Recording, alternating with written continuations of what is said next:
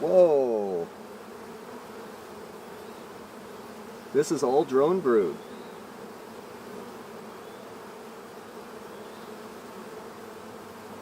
Hmm. It's a foundationless frame. I gave them one foundationless frame, and this is all drone brood. All drone. Yeah, so I can open this up and check for mites, and it'll be a mite inspection.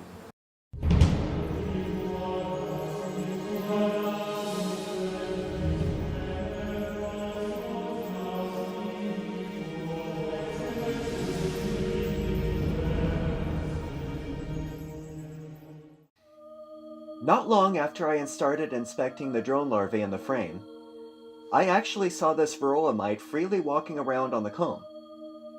So I thought I'd collect it and put it under a microscope so you can see what we are looking for and know what we are up against. Varroa mites are tiny. They are slightly bigger than the tip of a ballpoint pen, so they are hard to see if they are not on a white background. They have 8 legs and are part of the arachnid family. The females are reddish-brown like this one is, while the males are white.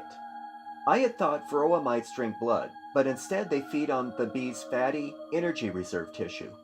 They are also prone to carry certain germs and viruses that can lead to disease harmful to bees, but none of these germs affect humans in any way. Now, I'm not sure if varroa can truly see anything, but they are covered with sensory hairs and tiny scales across their exoskeleton and legs.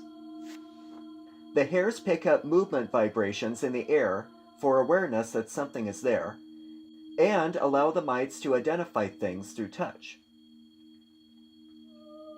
The scales can possibly pick up sound waves and may allow for the light to pass through the exoskeleton and into sensory nerves so that the mite can tell if it is in broad daylight or undercover. Its feet have strong suction cup hairs that allows the mite to latch onto a hairy bee and cement itself to it without falling off, unless it gets scraped off.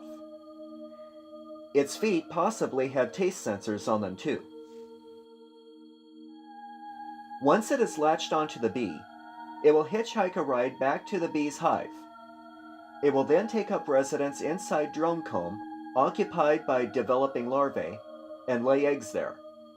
Mites prefer drone comb cells since these cells are bigger and are more rich in resources than worker bee comb. The young mites feed off of the bee larvae, which weakens the developing bee and can infect it with germs. The mites will mate with other mites in the hive and develop a colony of their own inside the cells of drone comb, and eventually worker brood too as the mites expand in numbers. When the mites mature, they will need the nutritional fat reserves from the adult bees. The mite will drill through the bee's exoskeleton to get to the fat. This weakens the bee and reduces its lifetime as its energy reserves are reduced by the mite and even multiple mites feeding on it. Some hives do have the ability to deal with mites and keep them in check by pulling the mites off of the field bees, for example. Others clean out larvae that are sick and infested with mites so that disease won't spread, along with the growing mite numbers. But not all honeybees have this survival ability, so it is up to you, as the beekeeper, to manage the mite population if you can't afford to lose any hives. This drone frame will give us an idea of the mite population in the hive that it came from. Check the larvae and just check them for mites. This one's going to be easier to pull out because they're already sticking out. I'll just check. Oh, here's a varroa mite right there. I don't know if you saw that, but there was a varroa mite walking around one of these cells. In fact, it is down here. You won't be able to see it. Yeah, right there. A nice little varroa mite. So, we know there's varroa mites in here. We're just looking to see how bad. Yeah, this varroa mite here is just walking around.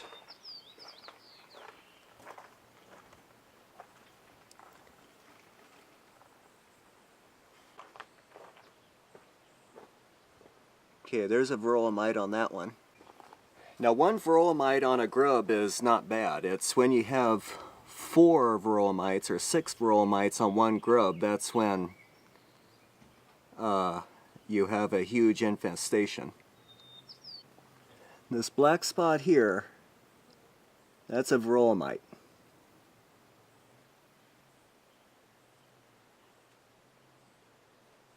So we've seen one varroa mite. In fact, that other varroa mite is here. We've seen 1, 2, 3. I've seen 3 varroa mites so far, and this is just one square. I know it looks cruel, but this is for the sake of their brothers and sisters we're doing this.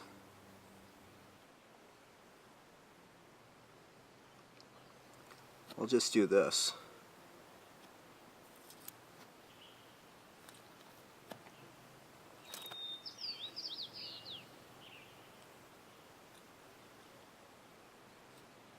And then again, you don't have to check every cell.